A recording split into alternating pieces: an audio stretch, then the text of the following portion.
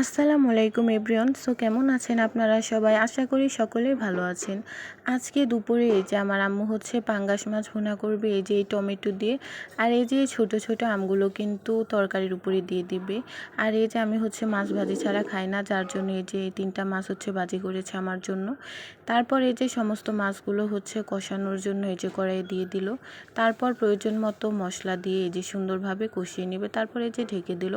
আর এই ধনেপাতাও কিন্তু এই তরকারিতে দিবে। ধনেপাতা ছাড়া কিন্তু তরকারি ভালো লাগে না। এই যে দেখেন, তারপর হচ্ছে এই যে টমেটোগুলো দিয়ে দিবে সিদ্ধ হওয়ার জন্য। এই যে তরকারির হচ্ছে এক কিনারে দিয়ে দিল, সুন্দরভাবে সিদ্ধ হয়ে যাবে। তারপর হচ্ছে সিদ্ধ হওয়ার জন্য ঢেকে নেবে।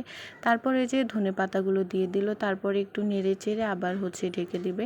আর এই যে দেখেন, এই আমগুলো কিন্তু এইভাবে এক কিনারে দিয়ে আমার আম্মু রান্না করে। তরকারির ভেতর এইভাবে আম দিলে কিন্তু ভালোই লাগে। এই যে দেখেন, সুন্দরভাবে একটু নেড়ে চেড়ে নেবে। এই যে আর এই যে আমার বোন হচ্ছে আজকে এই যে খিচুড়ি পোড়া দেবে রান্নার পরে, এই যে জোলাপাতি আর কি। এই যে দেখেন তরকারির ফাইনাল লুক। আজকে দুপুরে হচ্ছে পাঙ্গাস মাছ ভুনা আর হচ্ছে করলা ভাজি দিয়ে খাবো। দেখা হচ্ছে নেক্সট ভিডিও।